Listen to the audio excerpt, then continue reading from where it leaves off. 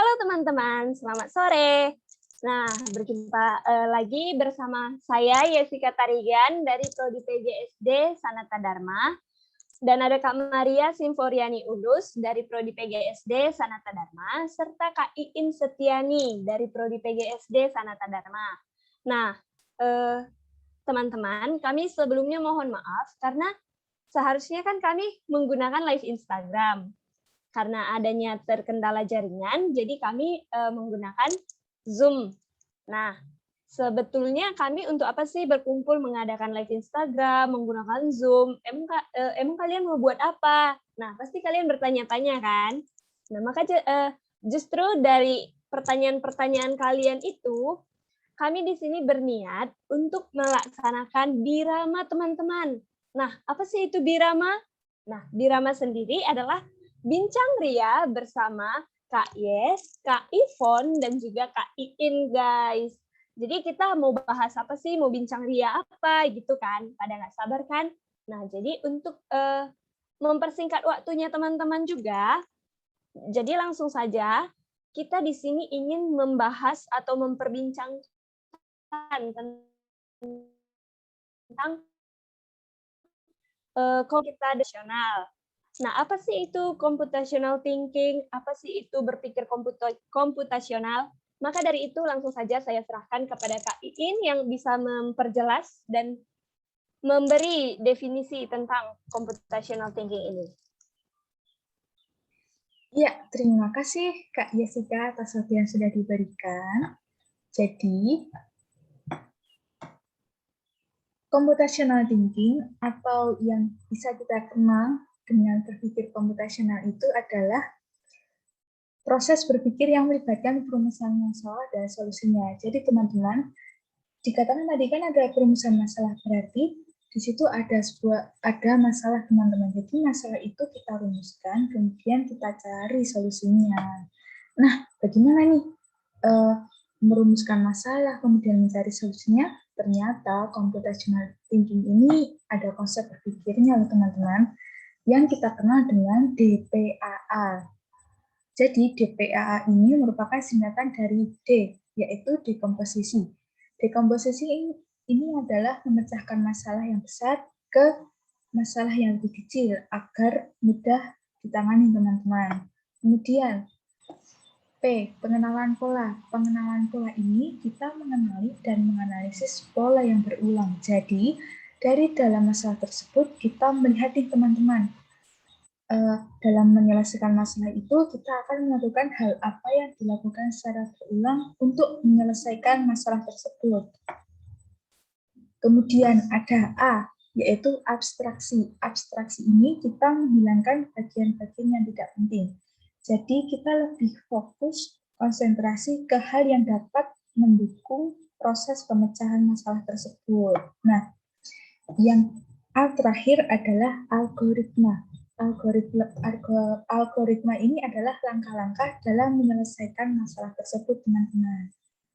Begitu definisi juga konsep dari berpikir computational thinking. Ada tambahan dari Kak Jessica atau Kak Ivon? Ya, benar sekali ya. Jadi tadi Kak Iin sudah menjelaskan apa itu definisi atau pengertian dari computational thinking dan juga bagaimana konsep berpikir computational thinking sendiri. Tadi ada 4 ya Kak Iin ya. Ada D, dekomposisi, P, pengenalan pola, A yang pertama abstraksi, dan A yang kedua itu adalah algoritma. Nah, mungkin dari Kak Ivon mau menambahkan atau gimana? Menurut saya itu udah cukup Kak Yesika, karena catatan saya sama Kak In juga sama, 4 aspek yang terkandung dalam situ itu tadi dekomposisi, pengenalan pola, abstraksi, dan algoritma. Jadi seperti yang sudah dijelaskan oleh Kak In, sepertinya sudah sangat jelas, jadi kita tidak perlu menjelaskan lagi.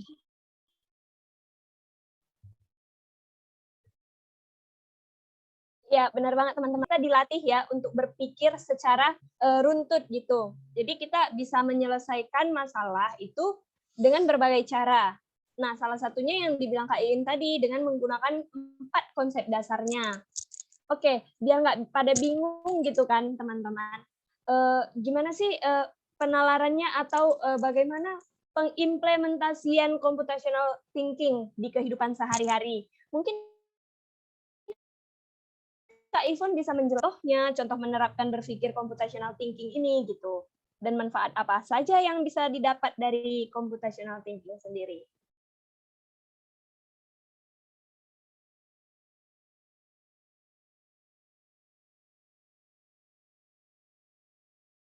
Manfaat belajar berpikir komputasi.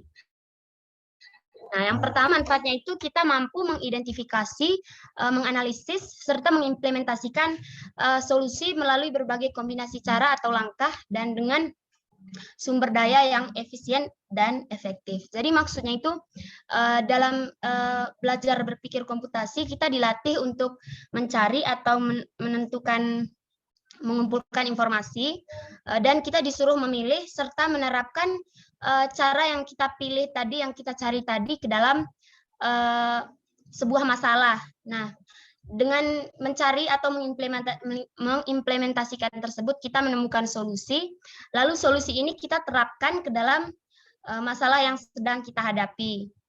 Tapi solusi yang kita terapkan ini harus dengan langkah atau cara yang bermacam-macam. Misalnya,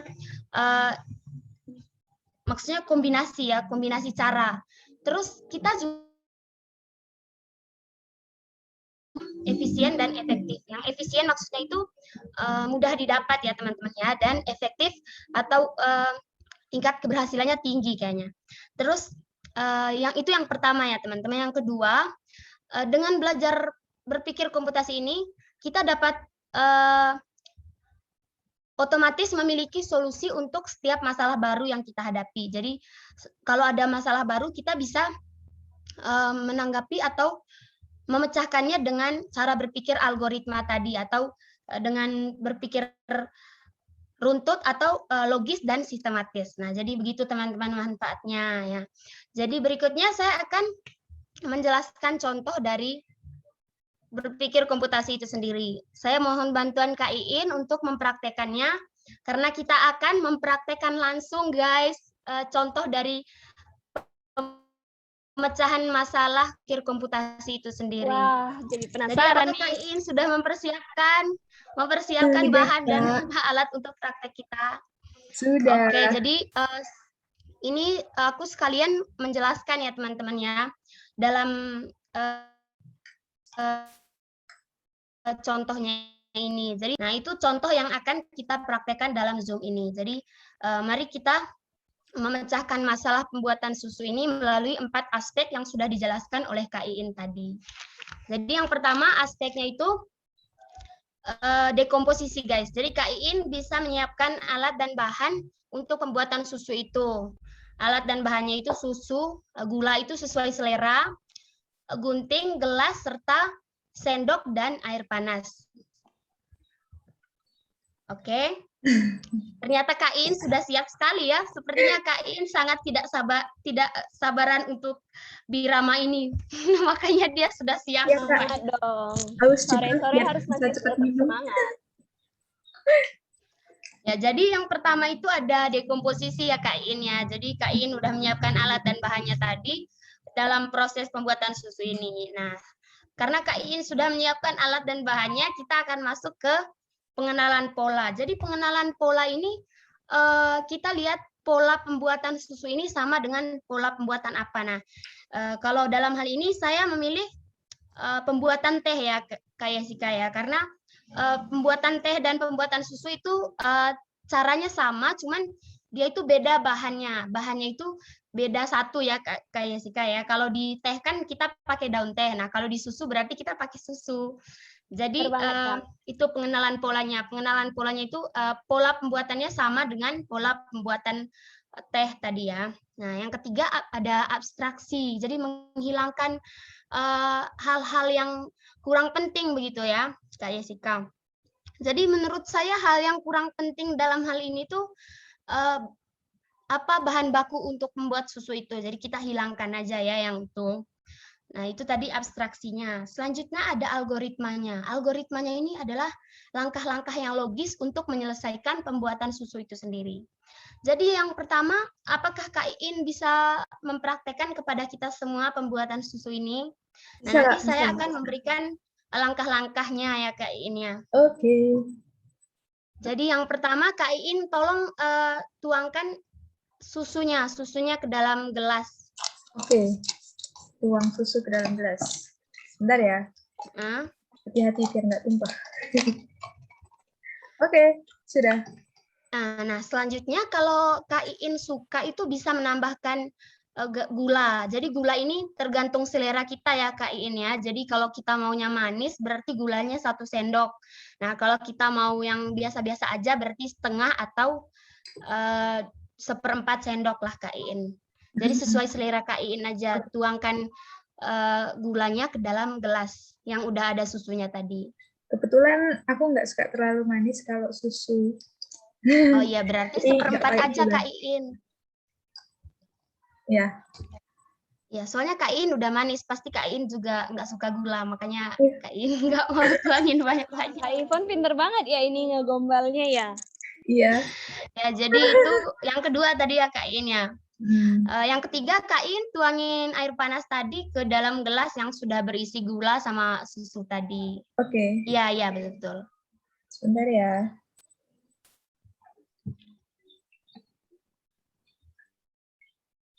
Wow, lezat sekali. Sudah?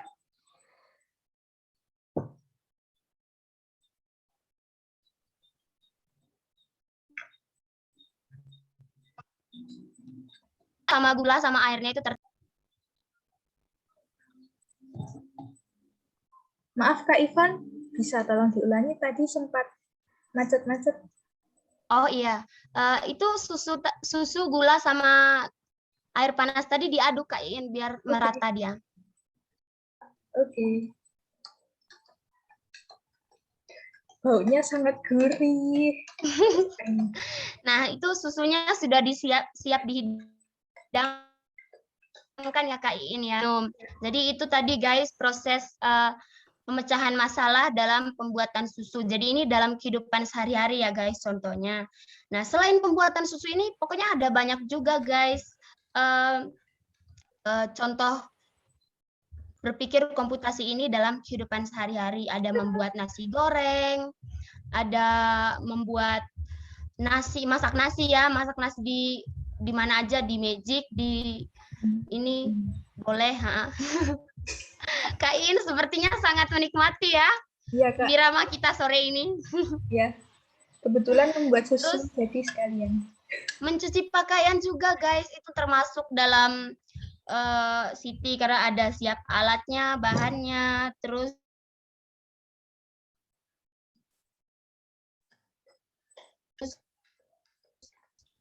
bahan dari Kak Iin atau Kak Yesika boleh ditambahkan.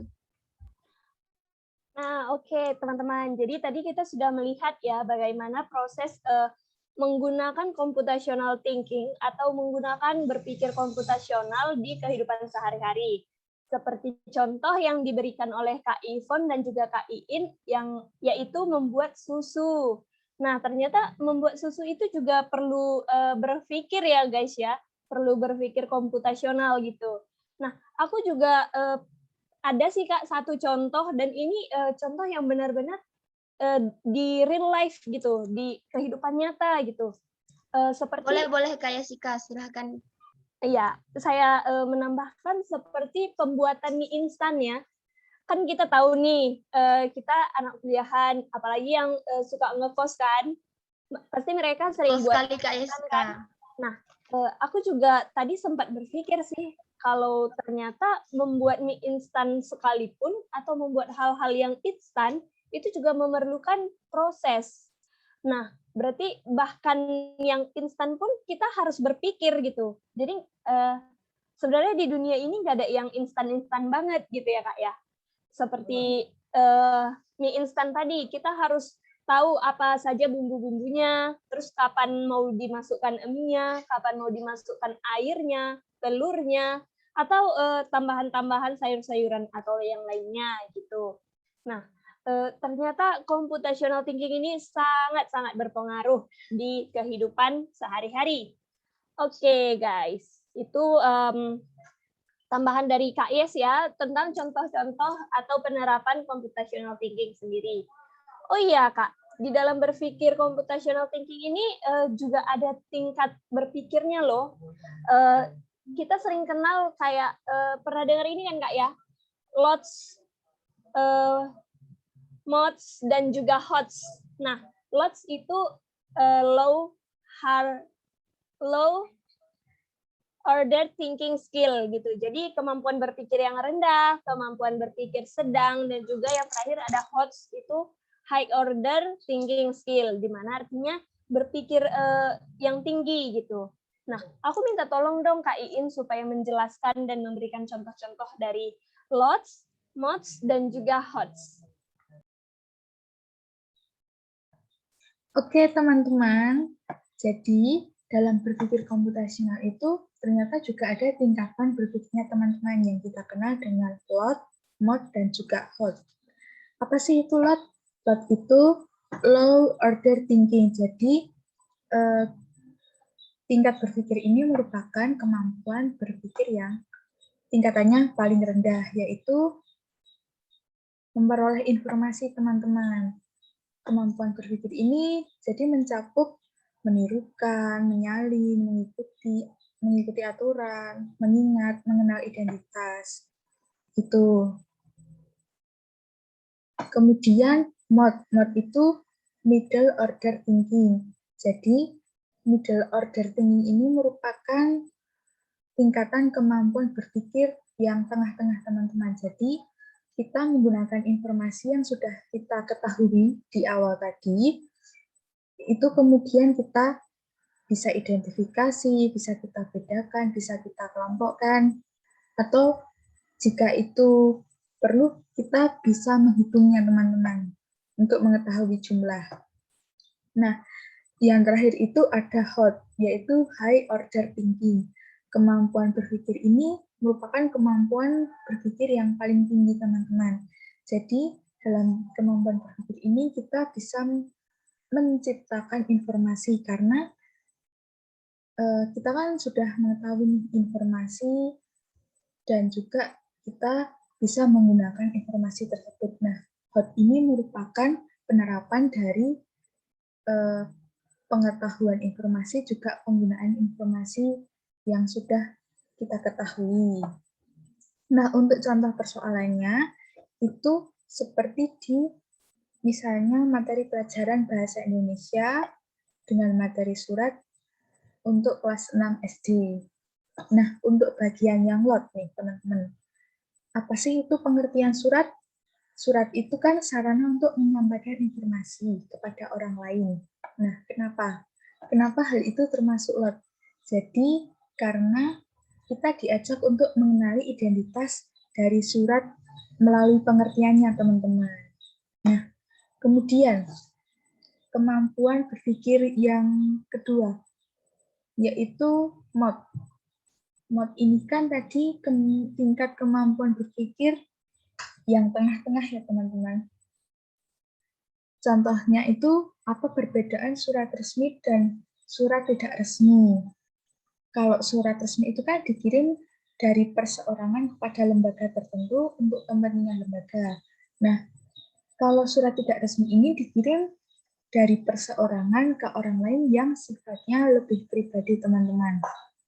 Selain itu, bagian-bagian penting dari surat resmi itu harus ada kodnya, harus ada cap basahnya. Nah, kalau untuk surat tidak resmi itu tidak perlu ada kod surat, tetapi ada nama pengirimnya, teman-teman. Mengapa membedakan surat resmi dan tidak surat resmi itu dikatakan mod? Itu karena kita diajak untuk membedakan jenis surat resmi dan tidak resmi, teman-teman. Nah, kemudian tingkat berpikir yang paling tinggi tadi, kita kenal dengan apa, teman-teman? HOTS ya tadi, Kak, HOTS. Iya, benar banget. Ya. Kita kenal dengan HOT.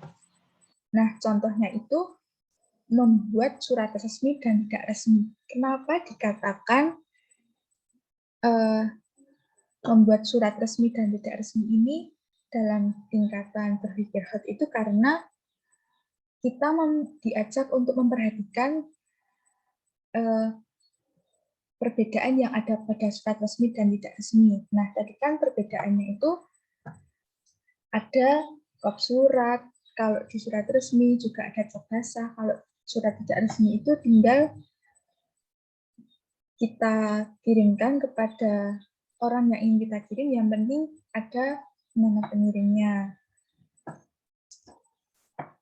Nah, dari pembedaan itu, kita tahu nih teman-teman bagaimana cara membuat surat resmi dan juga surat tidak resmi. Aku ada contohnya nih teman-teman. Wah, coba dong Kak, ditunjukin aja contohnya. Kan lumayan nambah pengetahuan teman-teman yang lain juga kan. Oke, aku izin share screen dulu ya. Sambil ini juga, Wah, sambil boleh belajar banget, juga. Ya, silahkan Kak Iin untuk share screen. Nah, jadi ini dia teman-teman, contoh surat resmi dan tidak resmi. Nah, kalau surat resmi tadi, seperti kita tahu, itu ada kop suratnya, ada nomor ada lampiran, ada filenya. Kalau dalam surat ini itu hanya untuk rapat wali murid teman-teman, juga ada tanggal. Nah, kemudian ada isi surat, ada penutup, juga ada tanda tangannya teman-teman. Nah, kalau yang untuk surat tidak resmi, jeng, siapa nih yang pernah dapat surat ulang tahun nih? Ya, jadi surat tidak resmi itu tidak perlu ada kop surat teman-teman. Jadi yang penting itu ada isinya dan juga ada nama pengirimnya teman-teman. Seperti itu.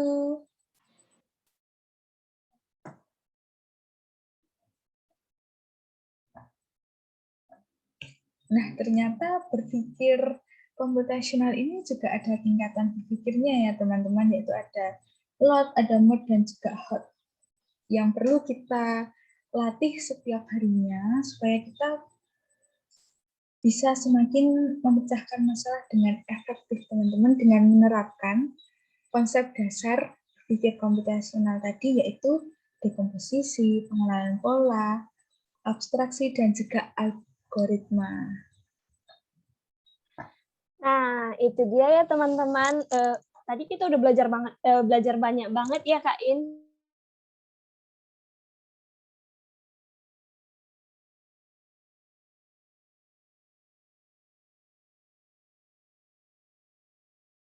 Kaitannya dengan tingkat berpikir ya. Nah, ada tingkat berpikir yang sedang, medium, dan juga ada yang high order thinking skill, yaitu tingkat berpikir yang tinggi gitu. Jadi sebenarnya ya teman-teman, kalau berbicara mengenai ketiga yang tadi ini, ketiga poin-poin kita yang sudah kita paparkan, ternyata berpikir komputasional atau computational thinking ini sangat penting gitu, sangat penting di setiap individu. Nah, jadi kalau misalnya kita ingin lebih maju, kita ingin berpikir secara logika dan juga kritis, ini berarti computational thinking ini sangat-sangat dibutuhkan. Dan mungkin ya di kampus kita sendiri aja itu baru menerapkan gitu ya Kak, baru menerapkan yang namanya mata kuliah computational thinking, atau sering kalau di kampus kita dibilang pengantar berpikir komputasional gitu kan. Nah, kenapa? Ternyata ya teman-teman, di seluruh Indonesia atau di seluruh perguruan tinggi di Indonesia itu masih banyak yang belum membuat mata kuliah ini. Gitu. Kita sebagai mahasiswi Universitas Sanata Dharma Yogyakarta sangat-sangat beruntung karena diberikannya mata kuliah ini. Untuk apa? Untuk melatih pola pikir kita menjadi lebih kritis dan juga mengembangkan kemampuan berpikir secara logika gitu ya. Nah, jadi untuk teman-teman semua yang ingin juga belajar, ini kan teman-teman misalnya bingung kan, wah kami pengen sih Kak ikutan, tapi di sekolah kami belum ada mata pelajaran tersebut, tapi di kampus kami belum mengembangkan mata kuliah tersebut, gimana sih Kak? Gitu. Nah, kalian kalau misalnya ingin belajar, kalian bisa cari-cari atau bisa searching di YouTube, di Google, atau ya teman-teman, kita ini kan udah belajar nih, udah setengah semester ya. Kita udah belajar selama setengah semester. Dan ternyata kita itu diberikan akses teman-teman atau sebuah website di mana kita bisa mengakses soal-soal atau kumpulan-kumpulan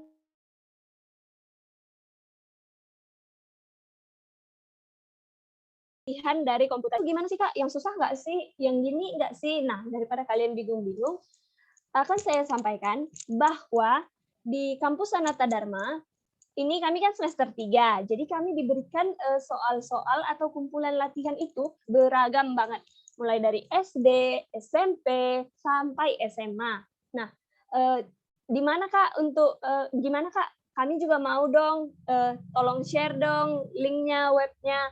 Nah, teman-teman juga bisa nanti kayak ditulis di kolom komentar gitu, atau misalnya nanti bisa DM ke kita atau chat kontak kita juga. Nanti kita akan kasih kontaknya di kolom deskripsi ya, Kak Ivon ya, Kak Iin. Nah, jadi nanti teman-teman yang memang berniat untuk belajar ini, kita bisa berbagi. Kita bisa sharing gimana pengalaman kalian, gimana pengalamannya kami gitu. Ternyata websitenya itu kalau nggak salah kemarin ada ini ya Kak, latihan bebras gitu kan. Nah di situ ternyata mengandung banyak sekali tentang pola berpikir, mulai dari yang LOTS, yang MOTS, juga HOTS gitu teman-teman. Jadi jangan sampai kehilangan kesempatan untuk belajar. Kita belajar selalu dari pengalaman yang sudah kita lihat. Terus kita belajar dari situasi yang ada, keadaan yang ada gitu. Jadi kami sangat mengharapkan dan mari teman-teman kita belajar bersama tentang berpikir computational thinking. Kedepannya juga kita bisa berpikir dan yang pasti terurut atau terperinci gitu. Seperti yang di awal ya Kak, ada DPAA. Jadi kita itu disuruh gini, memberikan. Jadi kita disuruh memecahkan masalah itu tidak hanya memecahkan doang gitu, tapi kita harus tahu apa aja konsep yang terjadi di dalamnya, kenapa masalah itu bisa terjadi, lantas bagaimana langkah-langkah kita untuk menyelesaikannya gitu. Jadi kita lebih berpikir secara kritis gitu ya. Oke. Nah, aku mau nanya deh, selama setengah semester pembelajaran computational thinking sendiri, mungkin dari kakak-kakak semua ada pengalaman yang menarik gitu, baik suka maupun dukanya dalam mempelajari computational thinking ini. Gimana sih Kak? Aku mau nanya dulu deh dari Kak Ivon. Oh ya, jadi belajar tentang keterampilan berpikir komputasi itu sendiri seru banget guys. Apalagi di Sanata Dharma itu, kita itu diajar oleh 8 dosen sekaligus. Bayangin gimana rasanya diajarin oleh 8 dosen sekaligus. Jadi sebenarnya diajari oleh 8 dosen sekaligus ini seru juga ya, karena setiap pertemuan itu kan ketemu dosen baru, jadi pembelajaran yang kita terima juga beragam guys.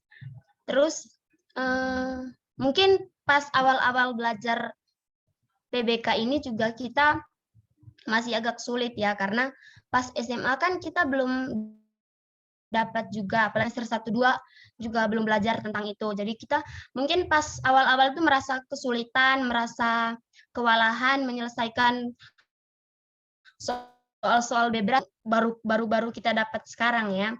Tapi karena ini seru, terus unik, menariknya itu karena dia itu harus teliti gitu, harus hati-hati. Jadi selama kita merasa ini menarik, pasti selanjutnya itu kita bakal rasa senang gitu belajar mata kuliah ini guys.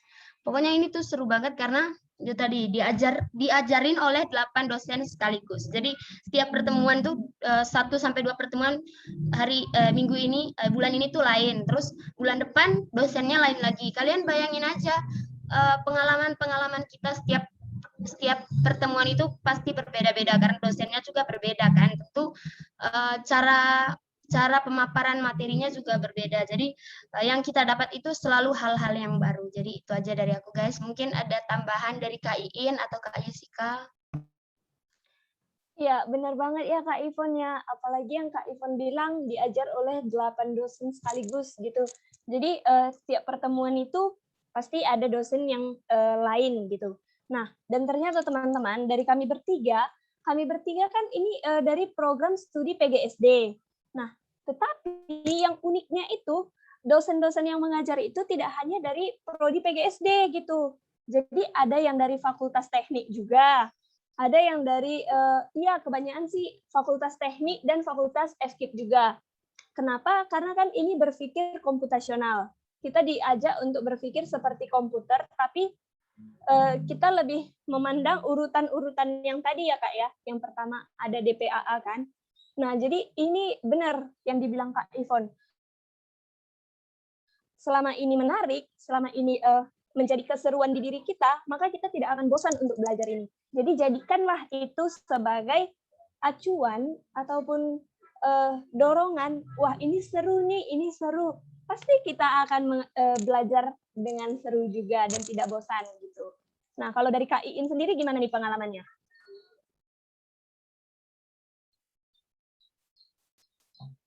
Ya, kalau dari aku awal-awal belajar membaca KRS kok ada mata kuliah berpikir komputasional, itu mata kuliah apa ya? Asing sekali untuk aku dengar, karena sebelumnya aku belum pernah mendengar mata kuliah atau mata pelajaran itu.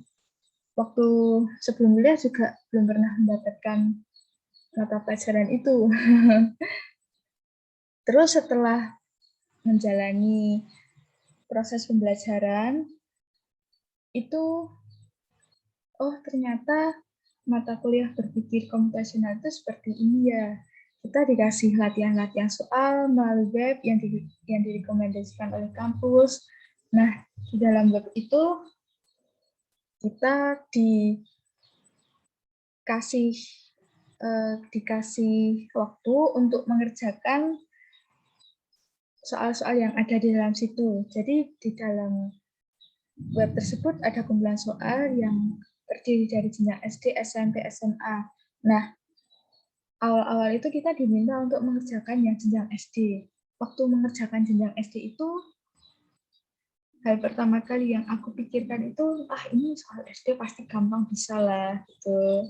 Ternyata tidak sesimpel itu, teman-teman. Ternyata kita tidak bisa meremehkan hal yang belum kita ketahui dalam-dalamnya, seperti itu. Nah, kemudian seiring berjalannya waktu kita diminta untuk mengerjakan soal paper tingkat SMP yang ternyata itu lebih sulit, teman-teman. Nah, kemudian dari pengalaman tadi, aku belajar kalau mengerjakan soal itu harus penuh dengan kesabaran ya, teman-teman. Juga penuh dengan konsentrasi supaya bisa mengerjakan soal dengan teliti gitu. Hal seru lainnya itu kita sering ada kerja kelompok. Nah, untuk pembentukan kelompoknya itu sebenarnya fleksibel sih. Bisa dari dosen yang mempersilahkan kita untuk membentuk kelompok atau dosen yang menentukan kelompoknya gitu. Nah, dari kelompok itu kita nanti membuat soal CT atau computational thinking yang kita ambil permasalahannya itu berdasarkan kehidupan sehari-hari yang ada di sekitar kita. Nah, setelah itu kita nanti presentasi di depan dosen dan juga teman sekelas, teman-teman. Jadi euforia deg-degannya itu wah. Ya, dapat teman-teman. Jadi Terus, seru gitu ya Kak ini ya? seru. Meski susah tapi seru gitu loh. Nah, jadi moral value atau apa yang bisa kita dapetin itu kita harus banyak berlatih, jangan remehin hal-hal yang terlihat mudah, karena hal yang terlihat mudah itu bisa menjadi fondasi kita untuk belajar sesuatu yang lebih kompleks, dan itu berguna banget untuk perkembangan diri kita, gitu teman-teman. Wah, iya nih. Jadi dari pengalaman kita ini seru-seru semua ya. Bahkan aku sendiri juga punya pengalaman loh guys. Jadi pengalamanku itu di saat mengerjakan soal-soal atau latihan-latihan bebas dengan ketentuan waktu yang sudah. Jadi kalau kemarin itu kita mengerjakan satu soal itu, bukan satu soal, tapi satu paket soal itu diberikan waktu 45 menit gitu. Nah, terus di dalam mengerjakan soal itu kita memang benar-benar diharuskan untuk berpikir secara konsentrasi dan juga harus bisa menarik dari logika gitu. Jadi soalnya itu agak-agak panjang guys, tapi menyenangkan karena kita tahu oh ini jalannya dari sini, oh ini caranya begini gitu. Jadi kita juga dilatih ya Kak untuk berpikir secara konsentrasi penuh gitu. Nah, intinya apa? Di saat mengerjakan itu bisa diatasi atau jika kita misalnya tadi agak takut, waktuku tinggal segini gitu.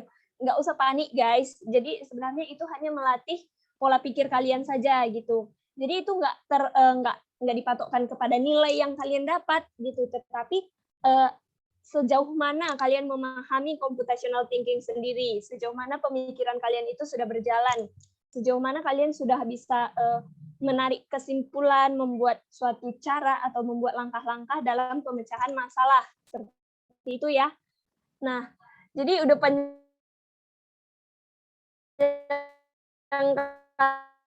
kali lebar mungkin yang Mas Sep atau tentang apa gimana gitu, ada yang mau ditanyakan nggak? Soalnya kita akan masuk ke sesi tanya jawab gitu guys. Jadi misalnya nanti Kak Ivon masih kurang ngerti di bagian ini, nanti Kak Yes atau Kak Iin kalau sudah mengerti bisa disampaikan gitu. Kak, aku mau Atau bertanya. Boleh? Oke, silahkan Kak Iin, boleh banget. Kalau dari Kak Ivon dan juga Kak Yesika itu bagaimana sih cara belajar atau cara mengatasi kesulitan waktu mengerjakan soal computational thinking? Terima kasih. Wah, menarik nih. Aku dulu. Kak Ivon dulu atau Kak dulu ya. Oke, Kak Ivon dulu. Jadi mengerjakan soal ini kan ada yang gampang, ada yang lumayan susah, ada yang susah banget. Terus kalau cara aku itu untuk mengejar waktu ya Kak Iin ya. Aku ngerjain yang menurut aku tuh paling kan. Nah itu terus kalau misalkan kan yang susah itu kan biasanya butuh ketelitian ya. Jadi aku ngerjain yang gampang itu dengan cepat aja gitu. Kan kalau kita lihat kan pasti udah tahu jawabannya yang kayak gitu. Terus yang butuh ketelitian itu aku ngerjainnya agak lama karena butuh ketelitian. Jadi sehingga habis waktu kita itu di yang susah tadi gitu, yang gampang kita udah kerjain duluan. Jadi kalau cara aku sih gitu Kak In. Tapi pas pertama kali ngisi KRS aku kira itu tuh belajar tentang komputer, ternyata belajar tentang soal. Jadi gitu aja dari aku ya Kak In, Kak Yes. Mungkin ada cara lain dari Kak Yes mungkin yang bisa membantu calon adik-adik kita nanti yang bakal belajar. Wah, terima kasih Kak Ivon atas pengalaman belajarnya dan juga cara gimana supaya kita mengerjakan soal-soal atau mengerjakan latihan-latihan ini dengan rileks gitu ya. Kalau dari aku sendiri juga kurang lebih kayak Kak Ivon sih. Tapi memang kalau aku sendiri itu kalau misalnya suruh berpikir secara logika dan juga konsentrasi, pastinya ya teman-teman, aku memilih tempat dulu. Jadi aku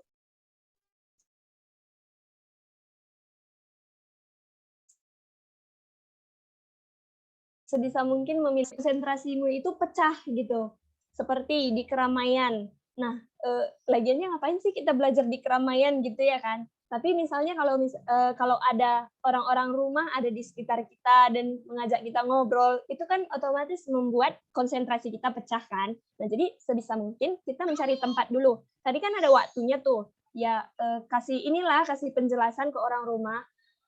Aku ada tugas, aku ada latihan selama sekian-sekian, mohon jangan diganggu dulu. Setelah itu nanti kita bisa lanjut bincang-bincang lagi gitu. Nah, jadi kalau misalnya kita udah ketemu nih di tempat yang dimana kita bisa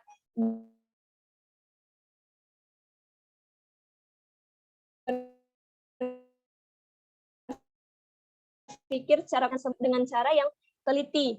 Satu lagi, kita harus mengerti dan paham betul apa maksud dari soal itu. Yang kedua, kita kan nggak tahu tuh gimana yang gampangnya, gimana yang susahnya gitu. Jadi sebelum kita memulai untuk mengerjakan semua, itu sebaiknya bisa kita lihat dulu ya. Kan bisa kita cari-cari dulu tuh, kita baca-baca dulu satu persatu soalnya. Sama seperti yang dikatakan Kak Ivon, kalau misal soal itu agak membutuhkan waktu lebih lama, itu bisa kita tinggal dulu, kita beralih ke soal lainnya. Karena dengan kita berdiam diri di soal yang sulit tersebut, itu bisa membuat kita kehilangan soal-soal yang seharusnya bisa kita kerjakan dulu, ya nggak sih? Nah, jadi setelah kita mengerjakan soal-soal yang sudah gampang, yang sudah memang benar-benar kita memahami soal tersebut, kita tinggal mengerjakannya, terus itu dilanjut dengan pengerjaan soal-soal yang menurut kita tadi agak sulit. Nah, kalau setelah mengerjakan itu, kita juga harus ingat dong, jangan panik gitu. Jadi dilihat waktunya itu, sementang-mentang waktunya tinggal 5 menit dan soal yang kamu kerjakan itu masih banyak, udah nggak apa-apa, biarin aja. Selesaiin aja yang mana yang kamu bisa. Terus jangan lupa di-submit semua ya, tapi intinya itu adalah kita tidak mengejar nilai, teman-teman. Kita mengejar kemampuan kita, sebatas mana kita mampu gitu. Itu dari aku pribadi. Kalau Kak Iin sendiri bisa ini nggak termotivasi atas cara kerjanya Kak Ivon dan cara kerjanya Kak Yes tadi gimana? Sangat termotivasi sekali Kak, terima kasih. Kalau aku tuh jujur kalau ngerjain Siti ini, misalnya nemu soal yang sulit ini aku baca berulang-ulang Kak. Jadi seringkali itu kehabisan waktu karena terlalu lama baca yang soal sulit itu. Iya Kak, emang aku juga pribadi pernah gitu loh. Jadi kayak ngerasa, wah ini menantang nih, harus diselesaikan dulu. Tapi kalau berpikir lagi, kalau misalnya kita mentok ke soal yang rumit, soal yang sulit, itu berarti kita meninggalkan kesempatan untuk mengerjakan soal-soal yang dimana soal-soal yang lebih mudah daripada soal tersebut, kan kita jadi kehilangan kesempatan habis waktu di soal yang rumit tersebut, seperti itu.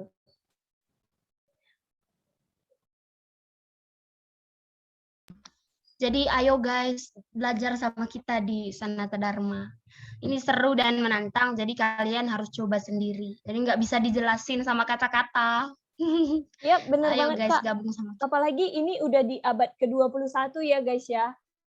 Di mana sangat memerlukan kemampuan berpikir secara kritis dan juga logis gitu.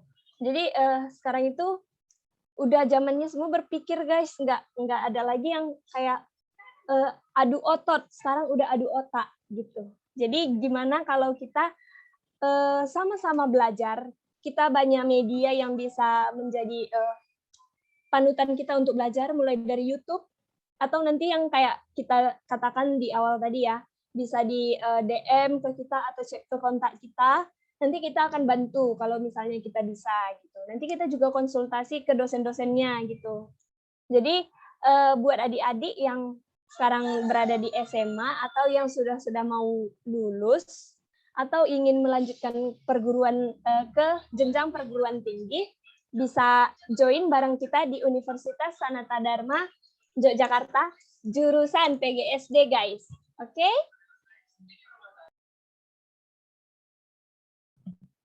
Dan kalau misalkan teman-teman masih penasaran sama gimana itu Sanata Dharma, gimana itu keterampilan berpikir komputasi, teman-teman bisa tanya-tanya kita.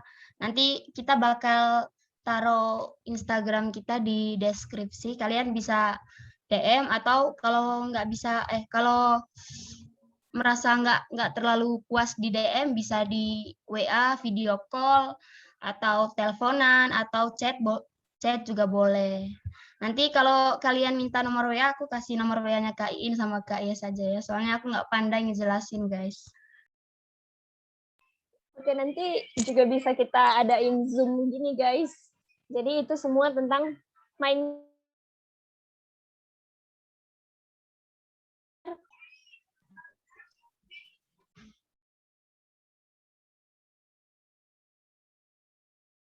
Dari Kak Iin ada yang mau ditambah lagi nggak?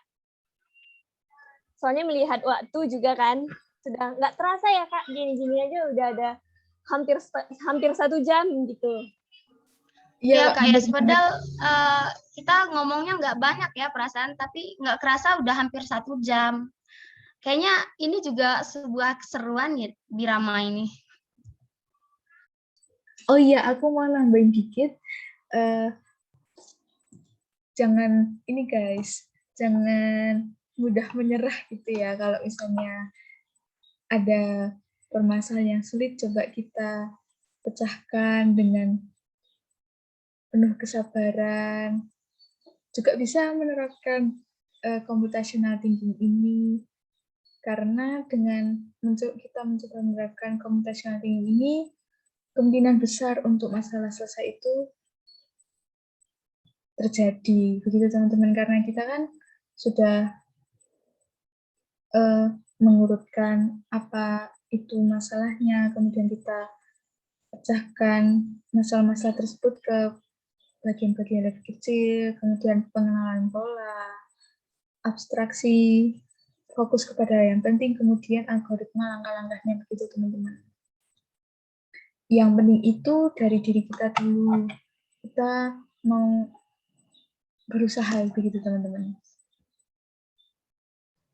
Ya, benar banget Kak. Ingat teman-teman, di kehidupan ini selalu ada proses, nggak ada yang instan. Bahkan yang instan sendiri pun memerlukan proses. Oke teman-teman, mungkin cukup sekian pertemuan Birama kita pada sore hari ini. Kita segala sesuatu yang telah kami ucapkan, jika ada yang kurang berkenan lewat perkataan dan juga tindakan, kami mohon maaf. Kami undur diri dari Birama sore hari ini. Sampai jumpa di Birama yang akan datang jika ada. Jangan lupa kalau ada pertanyaan bisa ditulis di kolom komentar ya guys. Iya bener banget tuh. Jadi kita menunggu komen-komen dari teman-teman semua. Ya, kita bakal terus stay di YouTube. Makasih ya guys. Bye-bye. Dadah. Terima kasih teman-teman.